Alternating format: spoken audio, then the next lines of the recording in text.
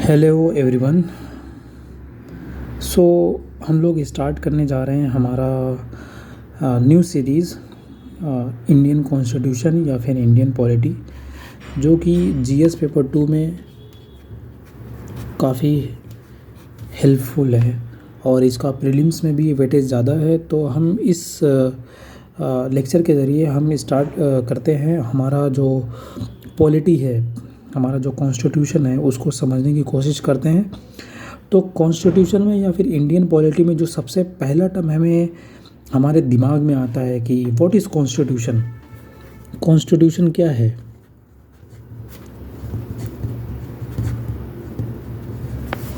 Constitution क्या है? अगर हम कॉन्स्टिट्यूशन की बात करते हैं तो अगर एक आप कॉमन मैन से पूछते हो या फिर किसी एक आम आदमी से पूछते हो, वो क्या जवाब देगा कि उसके हिसाब से कॉन्स्टिट्यूशन क्या है? तो वो तो सिंपल सा यही बोलेगा कि it is a body of law. Body of law, ये एक कानून है।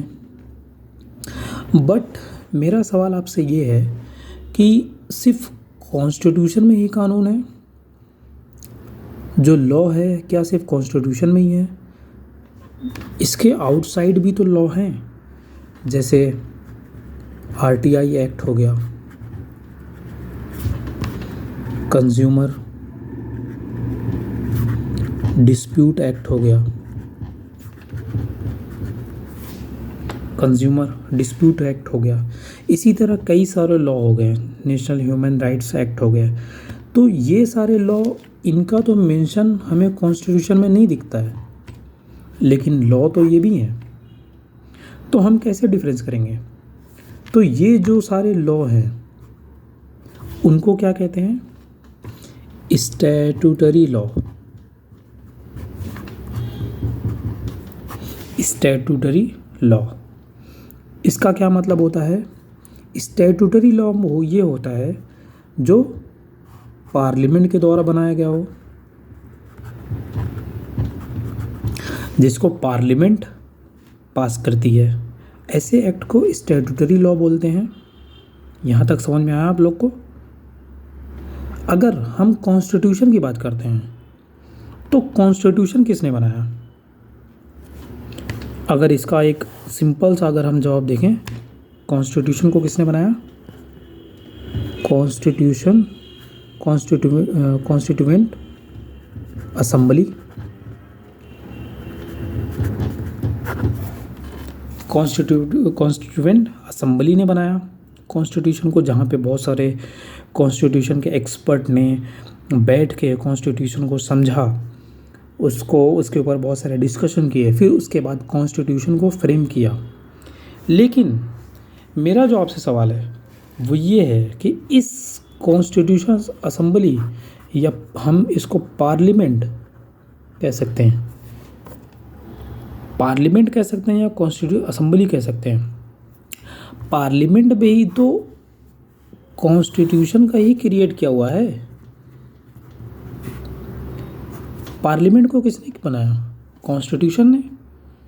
क्यों? कॉन्स्टिट्यूशन में पार्लियामेंट के ऊपर आर्टिकल किसने दिया कि parliament consist of Lok Sabha, Rajya Sabha and president. ये आर्टिकल ही तो बताता है कि हमें पार्लियामेंट का जो क्रिएशन है वो तो कॉन्स्टिट्यूशन ने किया। तो यहाँ पे हम समझने की कोशिश करेंगे सबसे सुप्रीम क्या हुआ, पार्लियामेंट सुप्रीम हुआ या फिर कॉन्स्टिट्यूशन सुप्रीम हुआ? तो आपके दिमाग में जवाब आ रहा होगा कि कॉन्स्टिट्यूशन सुप्रीम है।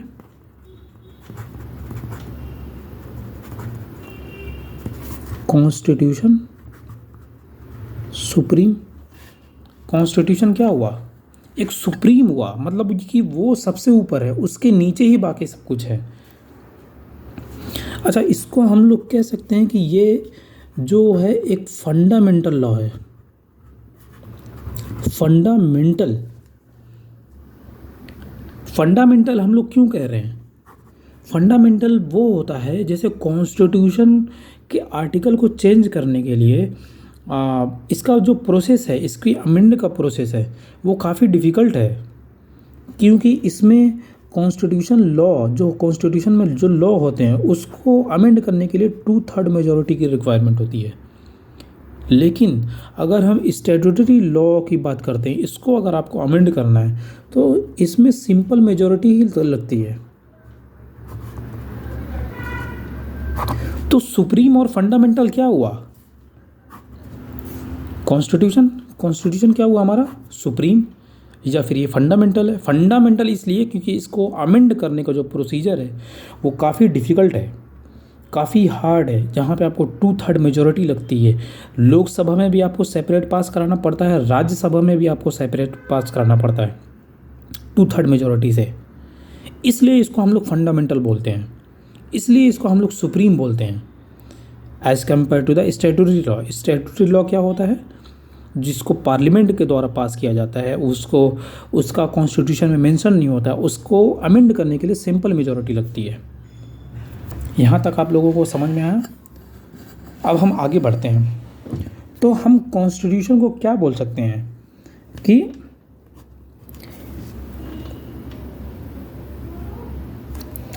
कॉन्स्टिट्यूशन को हम क्या बोल सकते हैं? It is a fundamental law,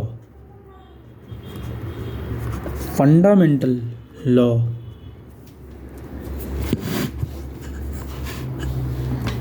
under which politically organized society govern। अब आप लोगों के दिमाग में क्वेश्चन आ रहा होगा कि पॉलिटिकली ऑर्गेनाइज सोसाइटी हम किसे कह रहे हैं? पॉलिटिकली ऑर्गेनाइज सोसाइटी का मतलब होता है कि हम जिस तरीके से कंट्री कैसे गवर्न हो रही है, कंट्री रन कैसे हो रही है, उसका जो बेसिक स्ट्रक्चर है वो किसने दिया? कॉन्स्टिट्यूशन ने दिया। जैसे सपोज़ अगर आप कोई क्राइम करते हो तो आपको कहाँ पे पेश किया जाता है? जुडिशरी में। तो ये क्या हुआ? ये भी तो गवर्न ही तो हो रही है। एक पॉलिटी का मतलब होता है कि गवर्न कैसे हो रही कंट्री। तो एक जो हमारी जो सोसाइटी है, हम यहाँ पे अगर हम कोई क्राइम करते हैं तो वो कहाँ पे जा रहा है? जुडिशरी उसके लिए क्रिएट है कि आपको इंसाफ दिलाने के लिए। इसी तरह अगर हम बात करते हैं तो लेजिस्लेटिव,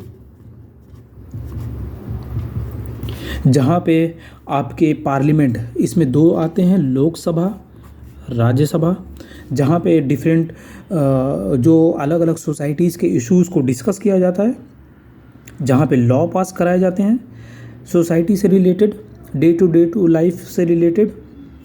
फिर इसमें आता है एग्जीक्यूटिव,